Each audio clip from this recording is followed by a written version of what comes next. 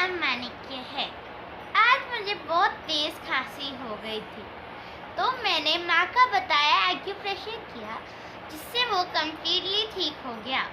माँ की ऐसी कृपा के लिए मेरा धन्यवाद। जय शिव शक्ति।